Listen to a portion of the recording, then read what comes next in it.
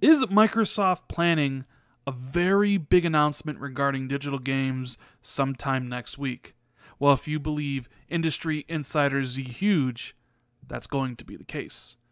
What is going on, guys? Randall Thor 19, the man with the million, back again with another video. Now, me and Jez Corden did talk a little bit about this subject yesterday on the Xbox 2 podcast. Make sure you guys check that podcast out. I thought it turned out to be a pretty good episode. We talked about Fable, booty, and cardboard. Pretty good show. Check it out. But this is going to be talking about what ZhugeEX is kind of hinting on. Now, if you don't know who ZhugeEX is, he is an industry insider. He's an analyst at Niko Partners, covers the digital games market for China and Southeast Asia. He's always tweeting about NPD and things of that nature. He's well-known, well-respected industry insider. So, of course, when you see someone who has connections talk something about these type of things, you tend to listen. So he said in his post on ResetEra, the new NeoGAF, he had this huge post that he's been wanting to make. It's about how the Xbox team is currently using the budget to invest in a number of key areas for 2017 and 2018. But in this post, the thing that got everybody talking, the thing that caused a couple websites to pick it up, goes on to say this. He goes on to say, the second point regarding the digital ecosystem concerns services like Xbox Live, Xbox Game Pass, Mixer, etc. You're going to see a lot more focus on those services moving forward and integration into the Xbox games/services ecosystem. In fact, there is a very big announcement that we should see next week that will give you an indication of how Microsoft intends to treat digital games in the future. Now, this got a lot of people speculating. Me and Jez talked about on the podcast. What could this possibly be? I've seen it going around on Twitter. A couple websites picked up on it, although they are no longer, it's 404. They took the article down. And they took it down because ZhugeEX actually went back in and changed his post. So I actually read out there what he posted yesterday when I was planning on making this video and had everything set up. But he actually went back and changed it to say, in fact, we'll probably see an announcement sooner rather than later on that front. So he's basically saying, may not be this week, but announcement sooner or later. But it still goes to talk about how they're treating digital games in the future, which I thought would be good to kind of speculate about what he is talking about.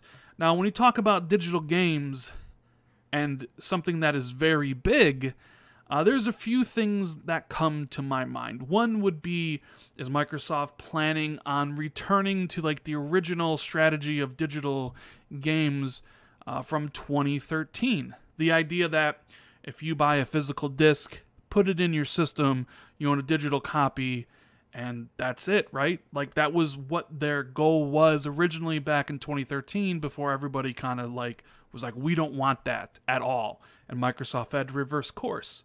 Is that something they could possibly pull off now with this system? I don't think so. I think that is probably a no-go. In fact, I don't think that probably will ever happen. I can't see a scenario where you could get a disc, put it in, own the digital copy, and that's it. Because for that to work, you need an always online system to do constant check-ins to see if you still own the license. And that only would work with the way Microsoft had planned things out back in 2013. So it would be big, but I think there's no feasible way they could possibly do that. So scratch that one off. I know a lot of people would like that, but I just think that's impossible for them to do without an always online Xbox. The other thing that kind of came to mind was the family sharing thing they also talked about, which you could do. The idea that you buy a game and then you can earmark it to share with maybe a set of people. There is kind of a game sharing system on Xbox already, although it's more of a case of how the licenses work on the Xbox. You get a license for the console you bought the game on, and also, well, for the home console rather, and also you get a license for the person who actually bought the game, the gamer tag. So there is ways to set that up. Now, they could expand that where you could set up a group and be like, I buy this game and I can share it among 4 people. I don't think a lot of publishers would go for that idea. So I don't really see that working either. So those two things, although a lot of people would enjoy, I just think it's not really technically feasible. And I'm sure a lot of publishers and developers don't already kind of like the game sharing issue that you find on PlayStation and Xbox already. You know, PlayStation, you could do it with like 5 people last gen, but they cut it down to 2 because, you know, publishers were, you know, crying about losing sales basically. So then you think about the digital games themselves, like what would be a big thing? And one of the things that popped to my mind right away was, and I've mentioned this before, the trifecta. You know, we have digital games and digital sales are increasing year over year. Every year, more and more people are going digital. It's just kind of taking over physical faster than maybe a lot of people anticipated. And Microsoft last year, they introduced digital refunds. Now, they weren't the first company to do it. They are the first console manufacturer to do it. Steam has had digital refunds for quite some time. You know, they are full digital platform. And it's the same thing as Steam. Like, if you play the game for less than 2 hours and you've owned the game for less than 2 weeks, you can automatically request a refund. You can still call up and maybe they'll give you one, but it's a step in the right direction. Digital refunds. And the other thing they added this holiday was digital gifting, the ability to just buy a game for a friend on your friends list. Like, a game's on sale.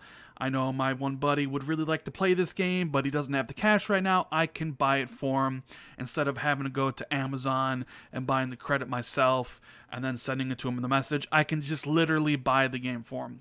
Really good features. Now, the next thing that, you know, when I meant the trifecta, so you have digital refunds, digital gifting, the trifecta would be digital returns. And this, you know, this is going to be like a subject that's some people are really going to want and can see it happening, and other people aren't, because it always comes back to the money issue. And now, there was a survey a couple years ago about Microsoft looking into the idea of digitally trading in your games.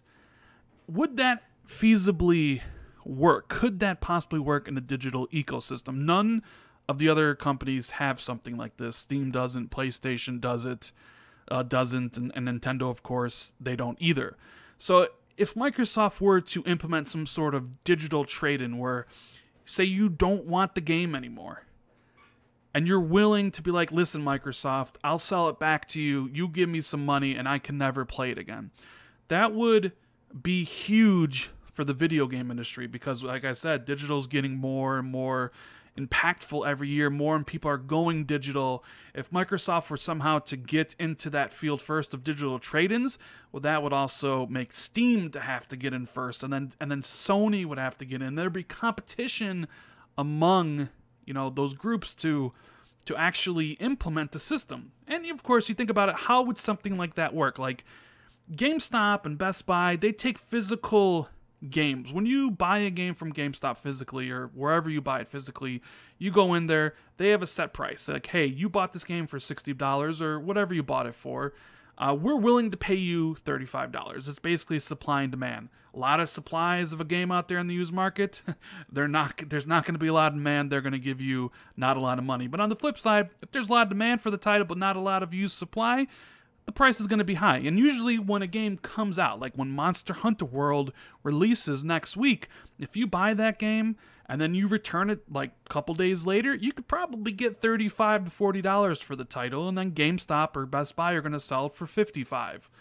That's how those things work. There's a little bit of competition, at least among those companies, for your dollar, which is why they can keep it, you know, that high. But in a digital marketplace, a digital trade-in, there is no competition. Like, Microsoft is, you know, they don't have to compete with anybody else. They can set the prices. So it's like, what would the price would be? What would be considered a fair price for a digital title? And I know I talked to some people on Twitter who were like, I would love digital trade-ins. And I asked, well, what would you realistically think you would get in a scenario where you could trade your games in? And they were like, oh, $35. But then you think about it, it's like, there's no way Microsoft could potentially give you $35.